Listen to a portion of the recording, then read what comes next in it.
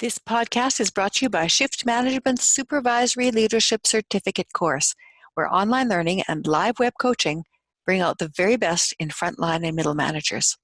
Move from operations to management thinking and develop the skills for leadership, reaching your company goals at the same time. Check out our Supervisory Leadership Certificate course on the shiftworkplace.com website today.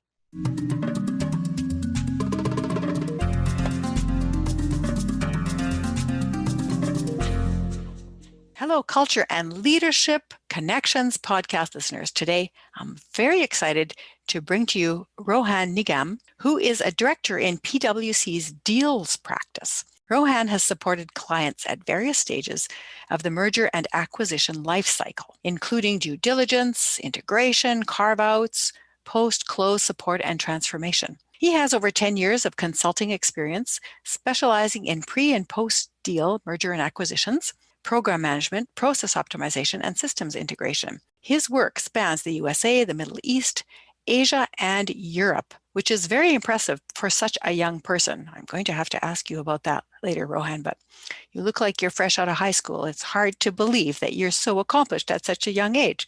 Rohan has an MBA in Finance and Strategy from Kelley School of Business, Indiana University, and a Bachelor of Engineering, summa cum laude, in Information Technology from Mumbai University. Prior to joining PwC, Rohan was a technology consultant with Deloitte, management consultant at Horton International, where he advised multinational clients across many industries, including retail, industry, technology, private equity, and the public sector. Such an impressive international bio. In his spare time, Rohan loves to play golf and racquetball, and when the global pandemic permits, exploring cities and countries and trying out new cuisines and restaurants. Welcome, Rohan. Thank you, Marianne. I'm glad to be here on this platform and talk to you and the rest of the listeners. Great. Well, give me a little bit more information about you, Rohan, the person. Sure, Marianne. And kind of when I think about that question, it takes me back, I would say, about 14, 15 years, and I'll keep it short on this one. While growing up, I was always interested in kind of the mechanics, the engineering aspect of anything. I remember in my house just kind of getting my tool bag out and fixing a table and a chair at my parents' house. So since then, I always had an interest in engineering. That's the reason I kind of got into engineering and had a lot of interest in technology on how computers and any type of gadgets can essentially do a job of a person. So that was my foray into information technology. When I finished my bachelor's degree and got my first job at Deloitte, that's when I really was putting my graduate degree to use. And through those conversations with clients, I worked with the likes of Walmart, a lot of US public governments within the country and whatnot. During that course, I was first introduced to the mergers and acquisitions, M&A world.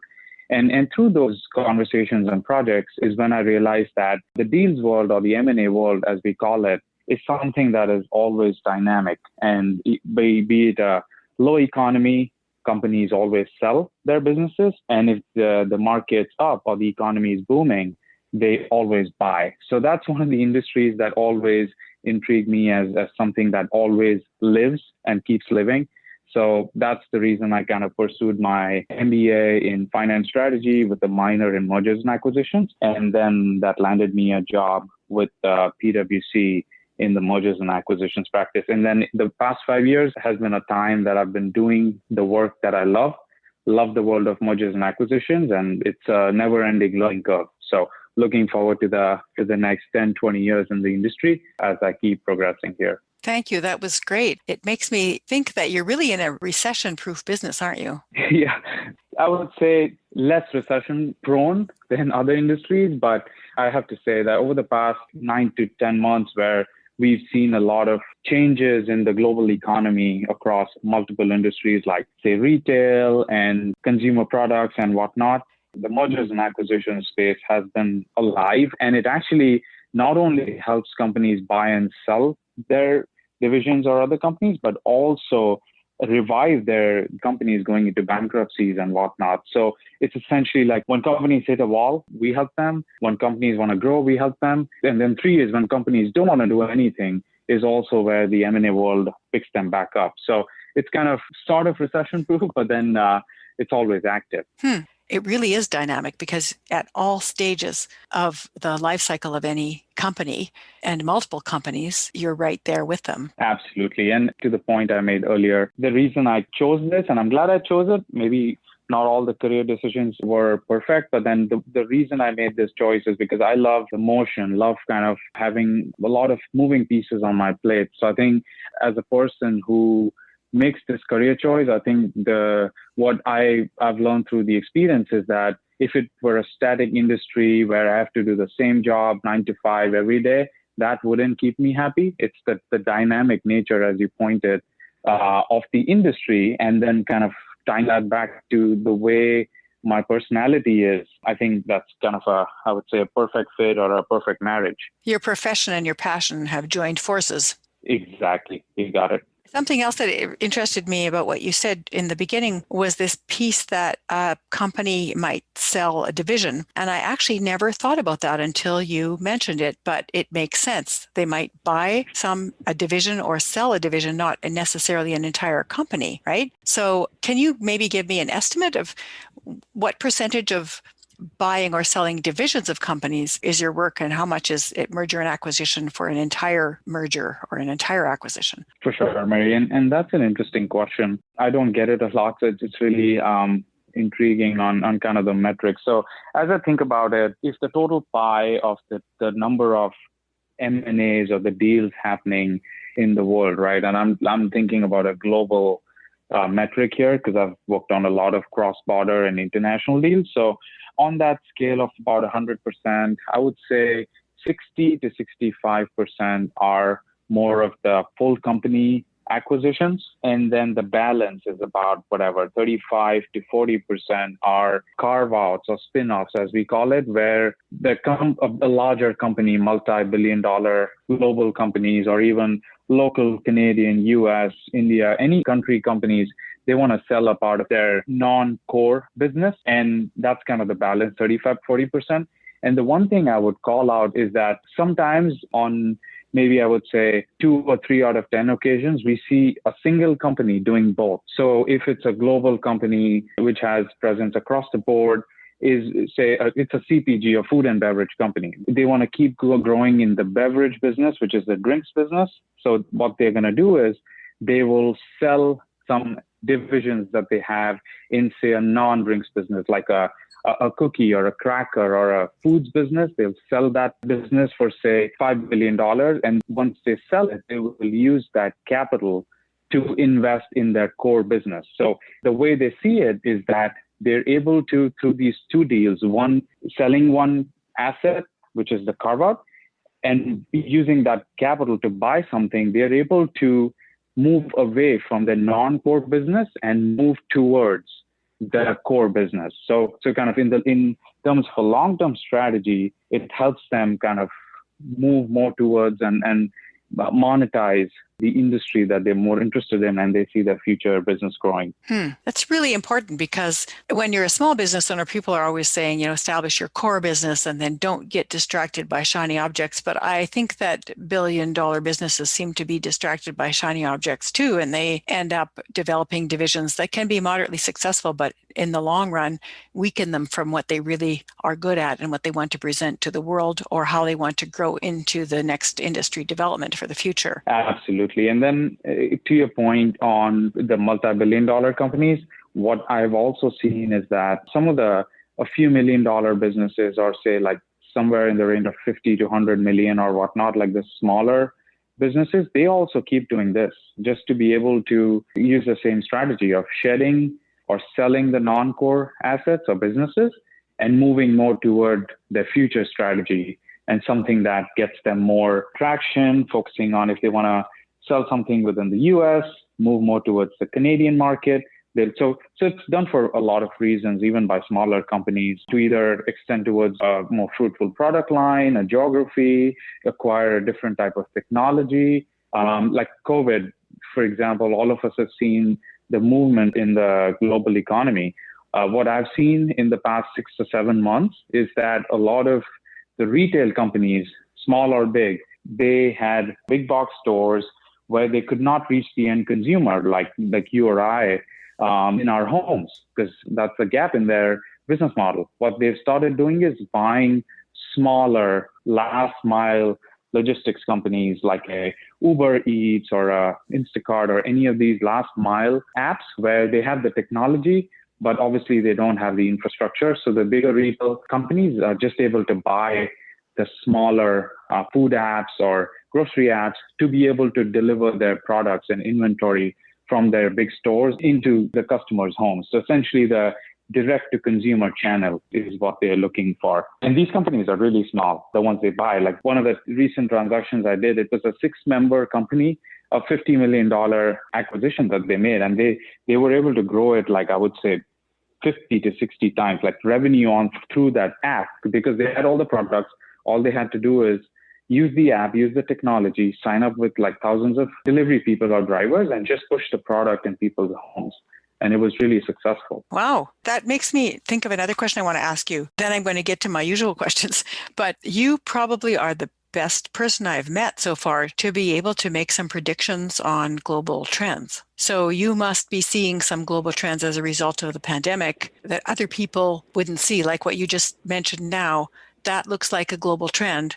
Large companies purchasing smaller ones and the smaller ones using apps to push things out in a way that they can scale. But please correct me because I might have missed some aspect of what you said. No, for sure. You're absolutely right. And I wouldn't call myself someone who could predict it. I would be the richest man in the world today. But what I could say is that we do that on a regular basis. Like as deals professionals, we kind of realize where the market's going because the deals start happening, right? Like if you look at the private equity market, the private equities are just for the folks on the hearing this, is that they're more of like a holding company, who keep buying and selling companies as part of their core business. So a lot of big private equity companies, be it global or country specific, they do this on a daily basis. And they have a lot of internal teams, analytics and strategy teams that actually do this on a day-to-day basis. They monitor the market, they see what's happening, what's moving within the market, and they make predictions of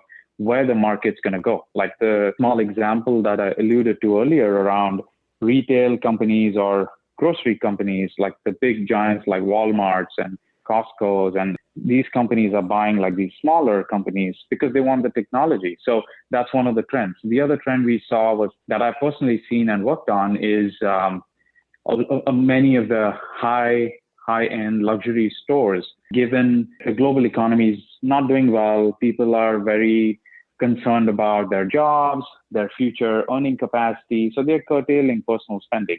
So if I were a customer who would essentially buy, say, a $2,000 pen, for example, from, say, Gucci, I would think twice, hey, do I need to spend $2,000 on this thing? Can I spend $200 and get done? So the companies or the brands that sell the high luxury products in the thousands of dollars are not doing very well because of the consumer behavior today. So that's another example of how we kind of think about, hey, how has the coronavirus economy impacted a lot of industries? So kind of monitoring these are a couple examples, but a lot of such scenarios that we keep monitoring on almost a daily basis to be able to see where the business is going, where should we make our bets, where should we invest, where should we focus on. And I'm sure a lot of other non-deals professionals do the same across other industries as well. Well, I need to bring you onto a webinar too to talk about how people can use an understanding of these trends to create their own contingency plans.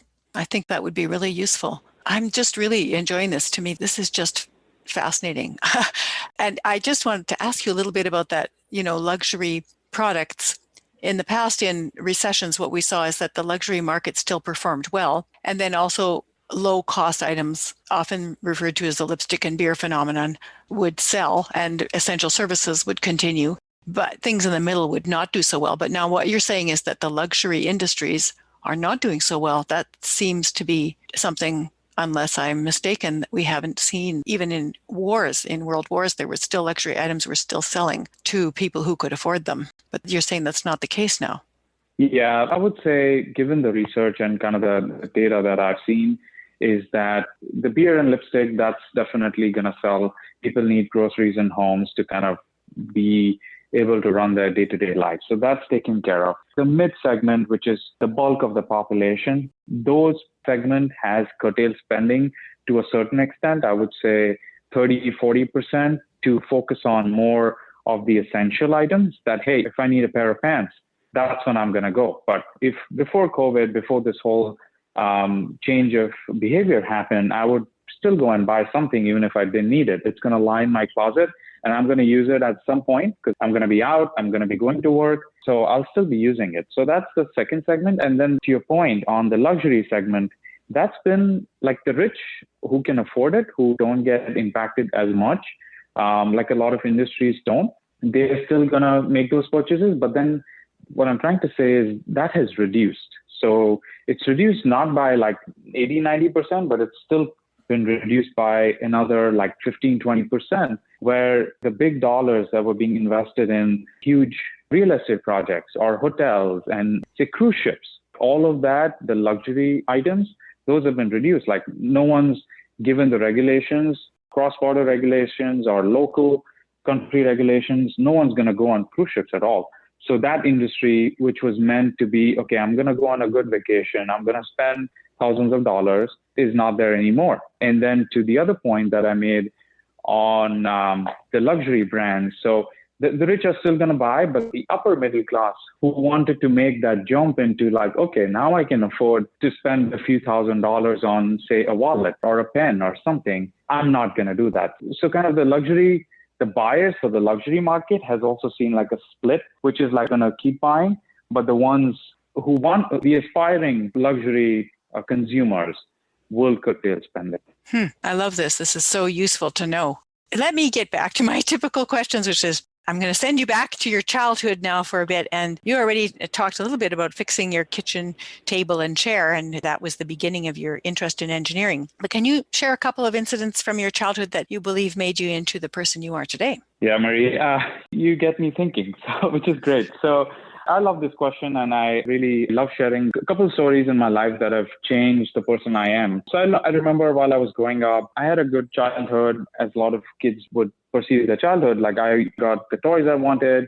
My parents did everything, obviously, in their capacity to be able to give me what I needed as a kid to be happy. So I went to a good school. I had all the stuff I needed, the toys, the friends, and everything. And then while I was in second or third grade, about 10-year-old boy, my family, we were all, while growing up in Mumbai, India, my family was joined. We were living together in a big house. And due to some issues with the family business, we had a separation in the family where we kind of started living separately. And there were some financial issues which affected me as a kid. And from a little boy of 10 years old, where I had everything I wanted for a couple of years, my parents were going through financial issues where they had to start their own business, putting all the money they had.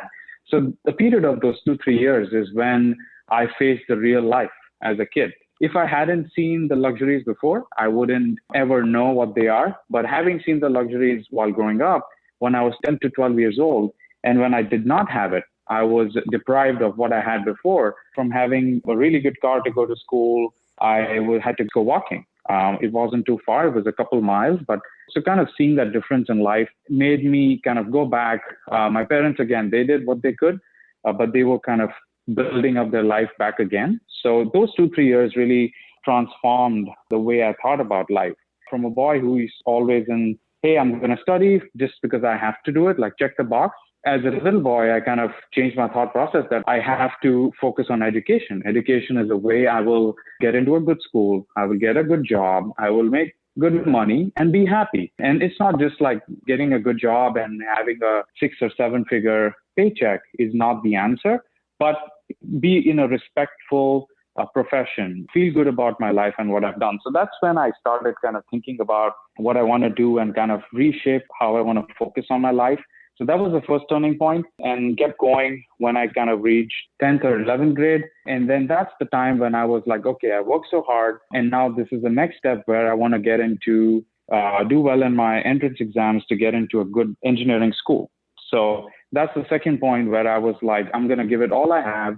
Whatever you did before this probably doesn't matter as much as this 1 year. So that's the second time where I just kind of focused on what I had to do and to be able to get into a good school. So I got into one of the really good engineering schools in Mumbai. And then after that, I've just been focused on my career, obviously have a balanced personal life too. But then kind of these instances, when I think back, the episode with my family is kind of what changed my perception. And when I look back, I hated those 2-3 years because as a kid, all you remember is, hey, are my parents able to give me everything I want? And you kind of keep comparing yourself to your peers. But I'm glad I faced that, those 2-3 years, which were not pleasant at all. They've changed me. They've changed me, the person I am today. I know how it is to hustle and work hard to do what you want. And all of us, for those that are listening here and who are a little bit younger, nothing's impossible. For a person who grew up in Mumbai in a school and to where I am today, and I'm 32, I never thought I would ever achieve what I've done today if you don't keep putting down goals, keep focusing on them. And once you achieve them, don't stop there. You got to keep going for the next one and kind of have those 2 to 3 year sprints of goals and enjoy along the way.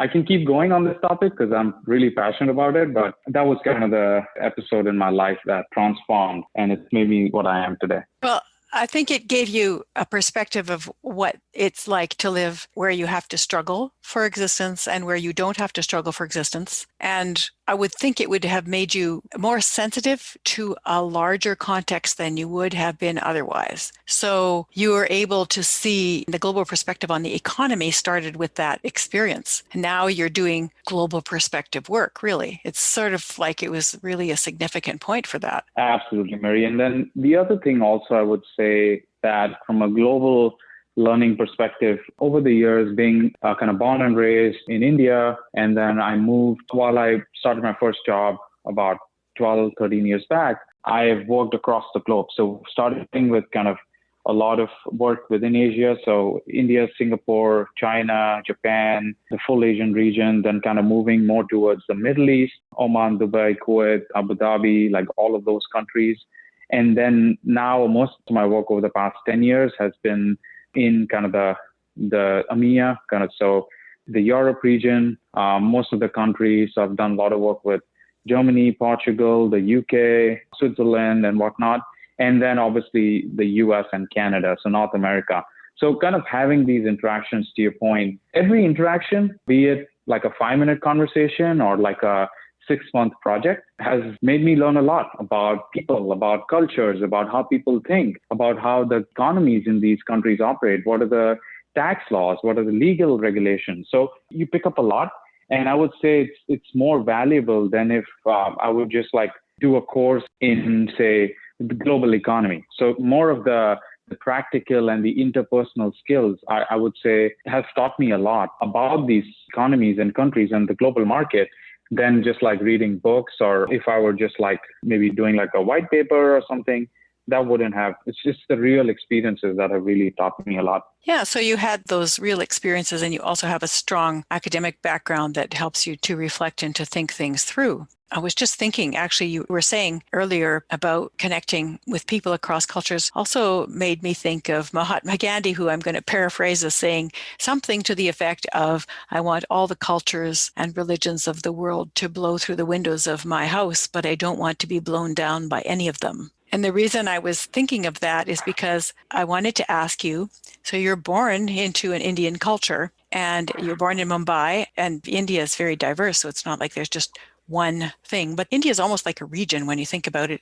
There's regional influences, national influences. Mumbai would have had its own culture as a city. So when you're born into that, what would you say has influenced you from that culture that you can maybe pinpoint now? It might be other groups too. It might be sort of the social class that you belong to or the family group. It could also be the religion that you were born into. Whether you were practicing it or not, it would still have affected you. Sure. Yeah.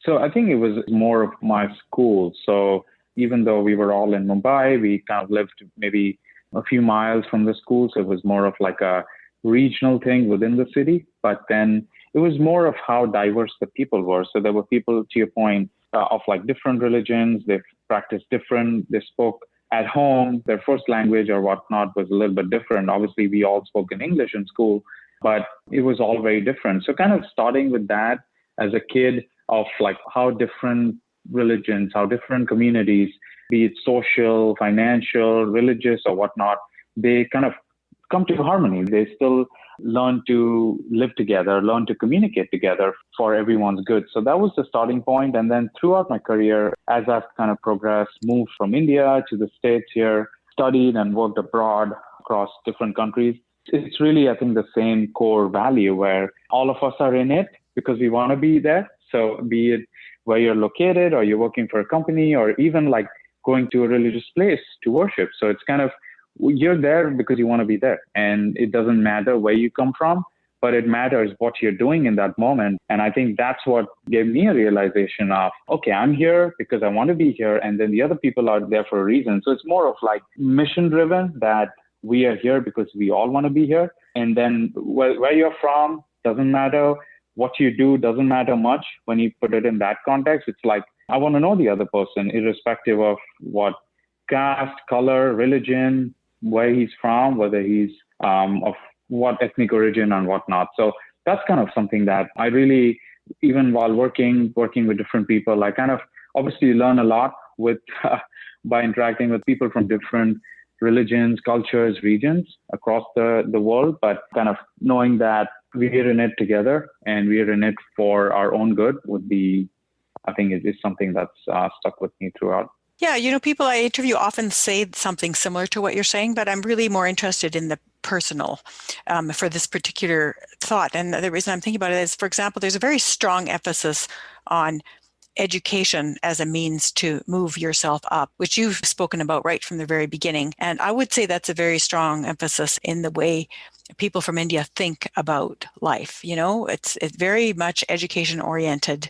And people will go to great lengths to make sure their children get the absolute best educational opportunities that they possibly can expose them to. So I don't know if you see that as being a cultural influence, but I certainly see that in the friends that I have that are from India.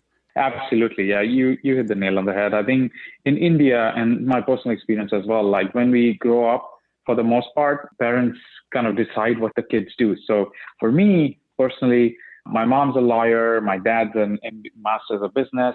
So they're all professionals, and then they landed up doing business. So while growing up, my parents decided, hey, Rohan's going to be an engineer. So when I was growing up, they put it in my head, whether if you ask me as a 10-year-old kid, do I want to be an engineer? I didn't know what does engineering even mean.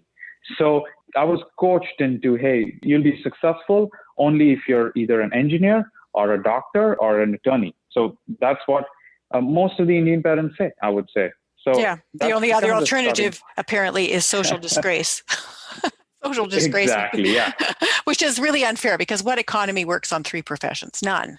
We need everybody and every kind of talent, but still it does tend to be an orientation. You've traveled around the world and you have lived in different countries. So is there something you feel you've adopted into your leadership style or your cultural practices that's come from you being outside of India?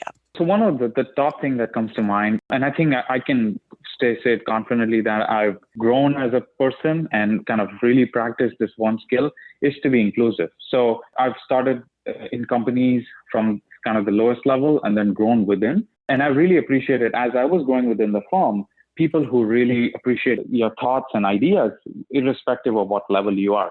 So when I started my professional career, I experienced that. And then as I grew within the company and I was a manager, senior manager and whatnot, that's something I consciously practiced, that irrespective of where you're from, who you are, even if you're an intern who's been with the company for 2 days, the intern can have greater ideas than the CEO because that person comes in with a new perspective, but that no one else in the company has. And they're going to be biased towards the company because they've been there longer. So that's something I've practiced. So as a part of my culture within my teams today, I always, if there's any big decision or kind of a new project, a new idea we are trying to implement, I get everyone in the team in kind of for a whiteboarding session, and everyone's voice is heard. I make sure everyone puts their ideas on the whiteboard, and then we tackle it as a team. And it's not that, hey, I'm the leader or the manager on the project is guiding the team. Obviously, you need to facilitate to get it in an organized manner, but then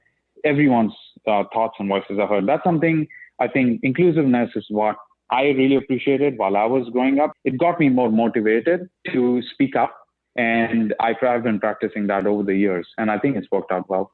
Mm-hmm. So you did experience it as you were growing up, but you felt you honed it through your experiences working with other cultures. Did I get that right?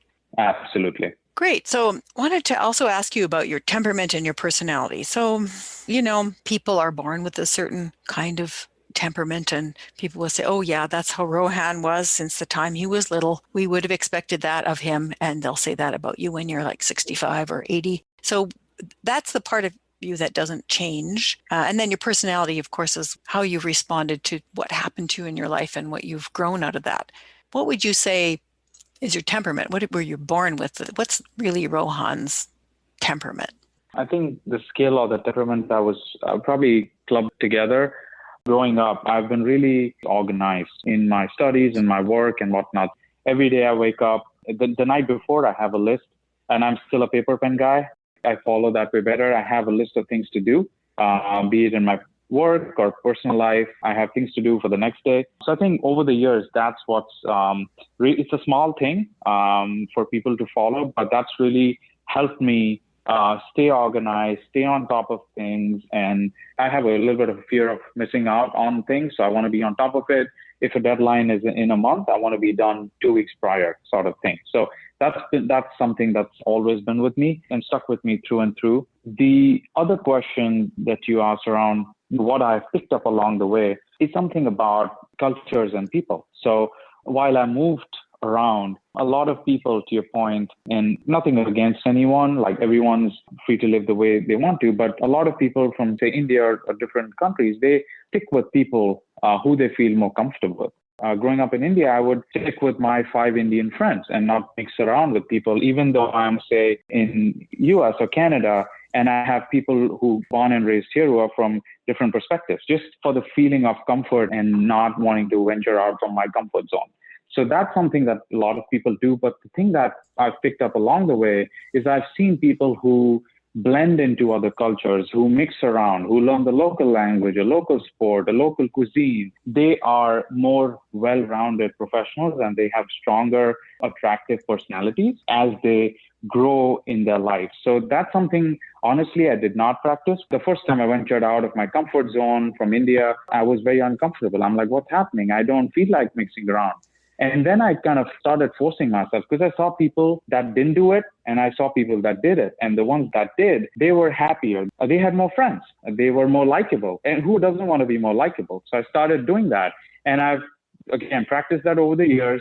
And I'm still doing it. It's not that I completely am an outgoing person and mix around with everyone, but I would say I'm 80-90% there. And that's something that I've picked up along the way and that's helped me. So if you ask me kind of the 2 things at my core, one is like being organized. That's something I probably was born with, and I've been doing it for all of my life. And then 2 is just forcing myself to be more acceptable of the culture and blending in to what's out there than just being in my comfort zone. Mm-hmm.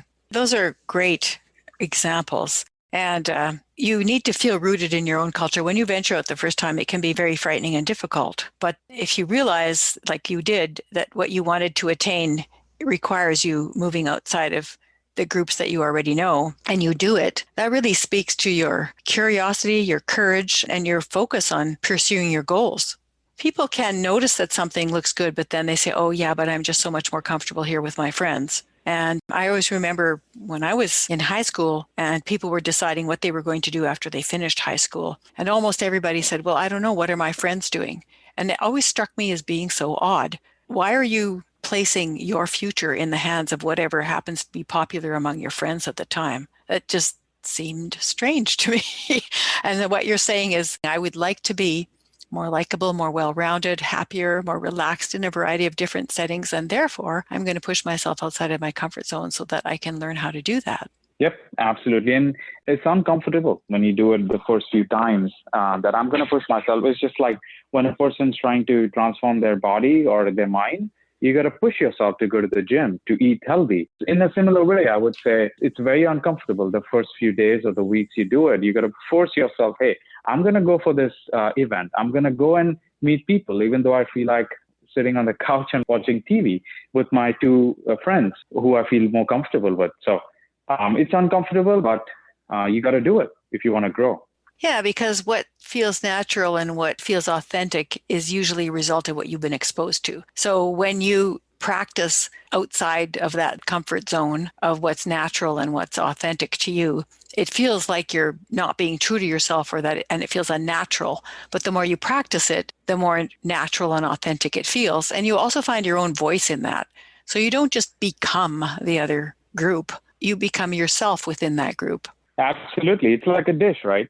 To make a really tasty salad, like a wholesome salad, you need the veggies, you need the protein, you need salt, you need pepper. So if you're pepper in the salad, that doesn't mind. You might feel totally different from the veggies and the salt, but you need the pepper to make the salad worthy of it, right? So I really like that analogy. Yeah. You might feel a little bit odd if you're the pepper in the salad, but you're necessary to the whole and everything is better because you're there. I really like that. That's such a great analogy. So can you recall a time when you felt, and I'm sure this has happened to you and probably does happen to you almost every day, given what you do for a profession, but a time when you've had a kind of a cultural disconnect and you just felt like, ooh, I thought that was the normal way of doing things. And it turns out it's only my own cultural orientation or my own experience that is framing this, and it's not really what is true for other people. On this one, I'll probably give an example from the first time I presented. We were doing a client pitch. I would say, 1 year into the firm. I was the junior most person on the team, and we were presenting to our client's board of directors for a new project. So my partner, who's my team leader, he asked me to present a couple of slides. And in the Indian culture, or the way we are taught, just a small thing, but for the most part, we're not very concise with topics and with the conversation. So the first time I did it, I was speaking to every word, every bullet on the slide. And it was a little bit like I kept going for this too. I did practice and didn't like voice over everything before the meeting, but I was a little bit elaborate. So for the 2 slides, others had 5, 6 slides or pages. They took, say, 2 minutes per page. I took about 5 or 6 minutes. So no one said anything to me in the meeting, but that was more driven by the culture I grew up in, the way everyone did it. So it was kind of ingrained within my system that, hey, that's how you got to do it, because that was the right fit. But then when I moved to the States, that's not how, for the most part. It's also a company culture or the team culture, but for the most part, people are a little bit concise. They hit a few quick things on the page, like key messages, and then move on. So after meeting my partner, my leader, he called me aside. He's like, what was the learning? And I was like, I think I did well. And then he said, no, you didn't. You did well, but you could have done better. And I asked him why. And then he said that people have a very short attention span, like you and I do. So hit 2 quick things and move on. If people are curious, they're going to ask you questions about it. So this is what he said to me. You don't have to give them the formula of all the ingredients. You just got to tell them how it tastes. And if they like it, they're going to ask you what's in it. So that stuck with me, something I've practiced. So from a person who used to be elaborate, kind of speak to everything on a slide, and that's something I do for a living every day. Being able to skim the top, talk about the important things, kind of the 80-20 rule, speak about the 80 most important things in 20% of the words. So just kept following it. And I think I've just I feel great, gotten better at it every day. Well, there's a sales principle in that a confused customer never buys. And when you give a lot of information, the customer is confused. So when you keep it more concise, they're more likely to buy. Then the other piece was, if you give people too much information, then they have nothing left that they need. So if you give them some of it and leave them hungry, then they're going to come back for more food. So I think that that's probably what you learned. But on the other hand, coming from a different cultural perspective, people may be expecting, like if you were doing the presentation in India, they would be expecting you to go through the details. And if you didn't, they would think that you had not been rigorous enough and that you were not following through properly. So if you were in India, you would need to change that. But in the United States, it's sort of like the approach is different. And even if we look at it from the brain science point of view, from multiple studies in different countries, they would say this piece about, you remember certain points and then you become clear about what you want. That doesn't mean it's going to be culturally accepted or culturally appropriate. So you probably have to tailor your presentation differently depending on who you're speaking to. But maybe that's not entirely true in a global business culture because people are expecting a variety of cultural styles. I don't know. You tell me. Yeah, I think that's right. Maybe that's why the trailers for movies are made, right? Like you gotta show the 20% that makes a person, human tendency makes a person more interested, and then leave the rest for later. So they're gonna be drawn in. I think that's one, which is a normal human behavior. And then to your point, right? Like cultures might be different. So it's Europe's different than like India, as I said, the people are more elaborate, the ads are elaborate, everything is elaborate. Which is not bad. Like it serves the purpose, and that's how it is. Europe, I've seen they're a little bit between the East and the West. I think all the full region is a little bit kind of midway as it is. And then in North America here, we are a little bit concise. Again, it depends on industry. If you're in like a creative industry, like marketing, advertising and whatnot, you got to be able to tell the story well.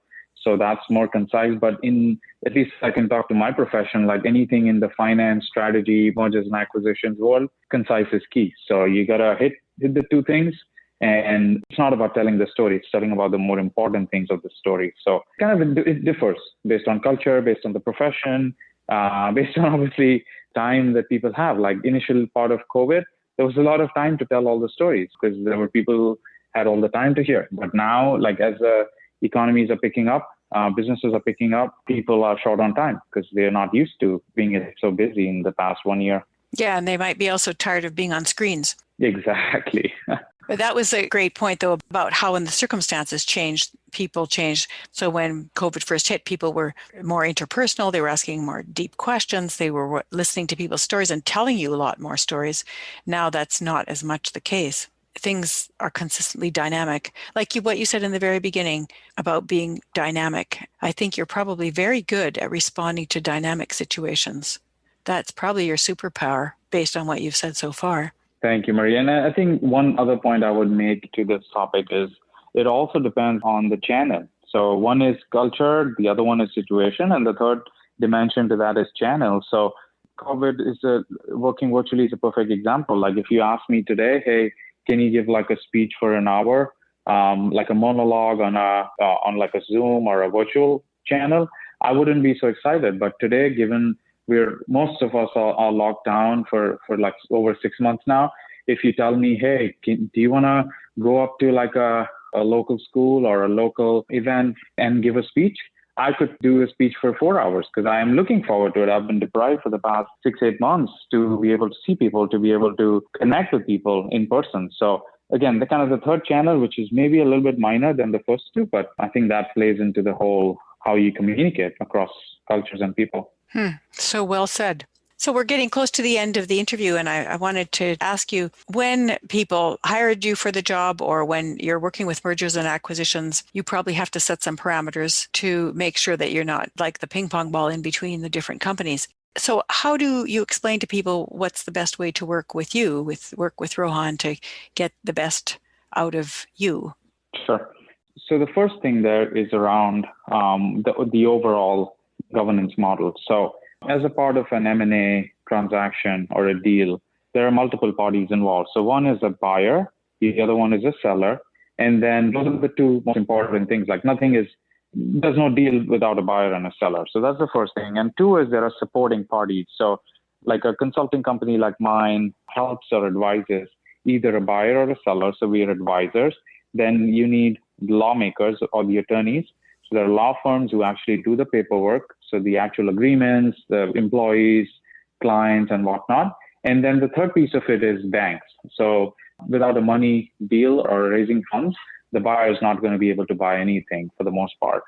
So those are the key players. So I think starting off at the highest level, before even I get involved, it's like, okay, we know the company-wide roles. So the lawyer is going to do all the agreement work. We're going to advise across the board. The investment banks are responsible for anything, any validation that they need to make to be able to provide the money to make the deal happen. So that's at the highest level. And then two is when I start a project or start engaging with new people, it's not that, hey, this is how you work with me, but I kind of pivot it and be like, okay, what's the best way for all of us to work, right? So that's how I start.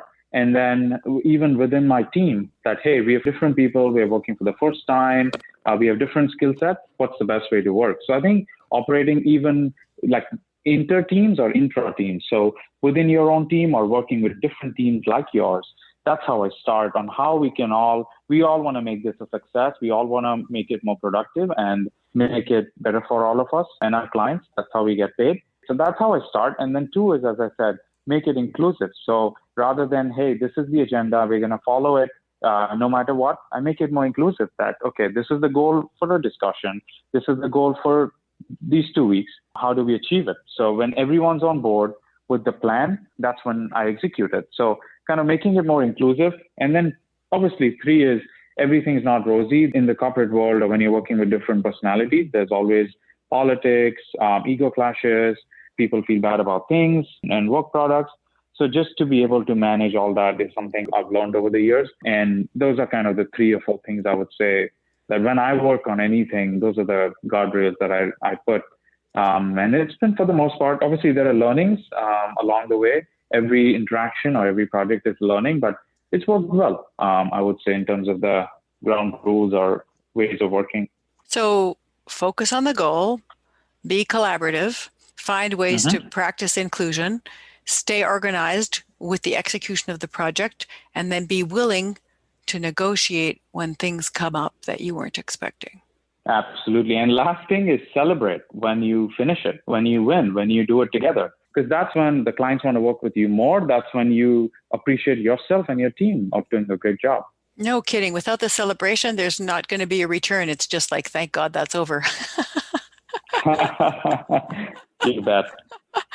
So is there anything else you'd like to say? No, Marie, I think we covered most of it. And the one thing I would like to say is, firstly, I would like to thank you for giving me this opportunity. I really appreciate it. As I said, while growing up, I was a person who wasn't comfortable speaking about myself or my experiences. So I was kind of more of an introvert. But over the years, I have forced myself, as I said, to take those opportunities. And today, I feel comfortable in having a conversation. So I really appreciate when you reached out, I was excited. So I really appreciate you giving me this opportunity. And two is for anyone and everyone who's listening, I think as you kind of heard this conversation, like nothing's impossible, right? All of us have different backgrounds. We come from different parts of the world, we're born and raised in a different way. So just kind of set the goal and work towards it. You might achieve 60, 70, 80% of it, but you'll still be better than not even like starting it. So those are the 2 messages I would love to get back. That is wonderful. Goes perfectly with us promoting our Productivity Tools 2021 coming up.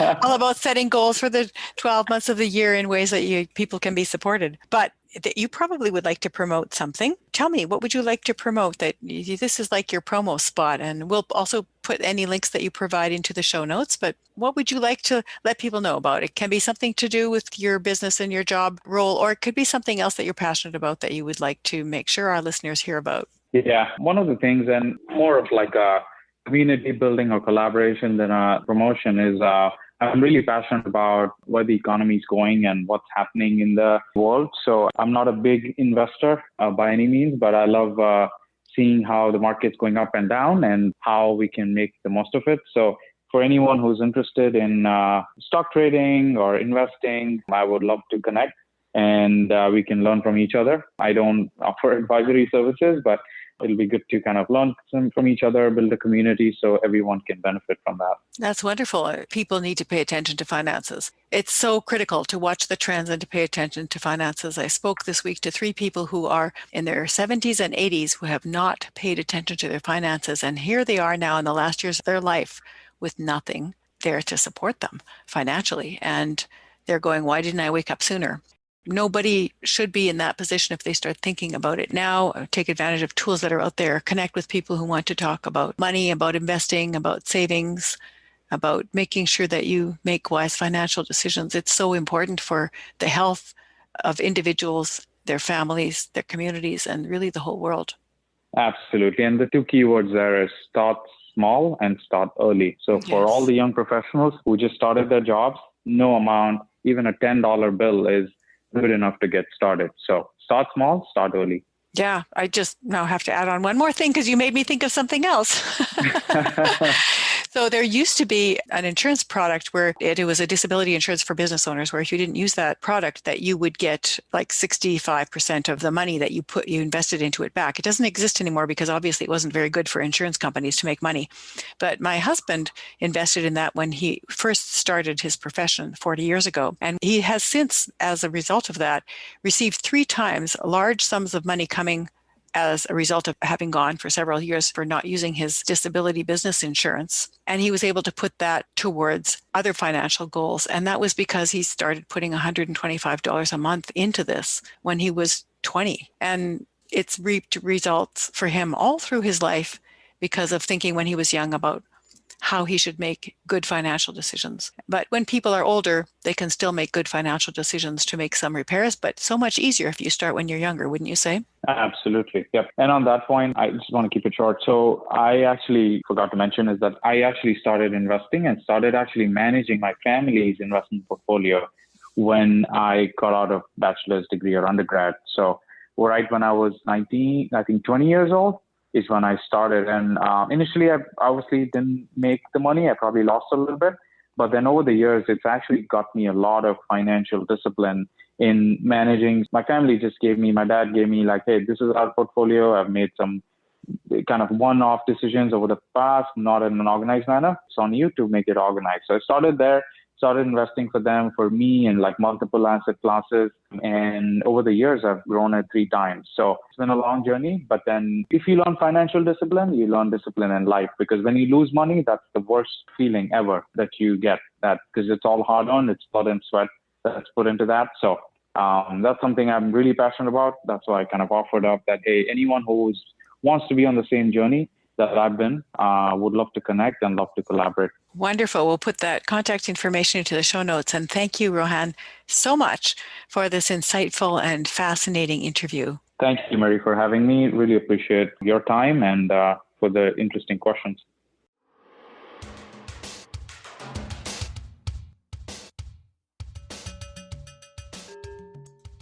Rohan Nigam's life of analysis, highly specialized expertise, and rigorous pursuit of goals has resulted in his current role as director of PwC's Deals practice, a coveted corporate position.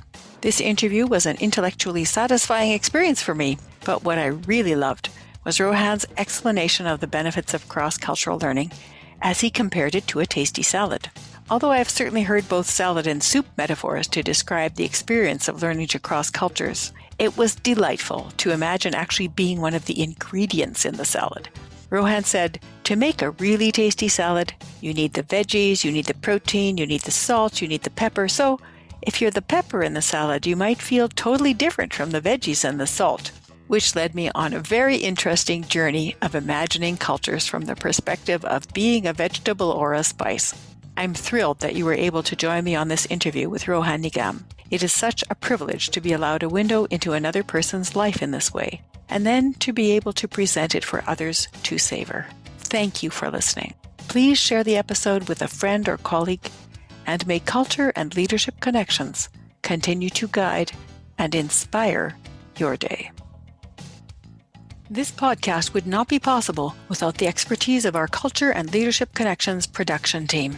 A big thank you and shout out to Mike Kurlander for audio production and editing, to Malvika Kathpal for the show notes, Bernadette Guadiz for online web and social media management and promotions, Celine Bayogo for design, and Kirsten Hoyer for website and branding. Thank you so much.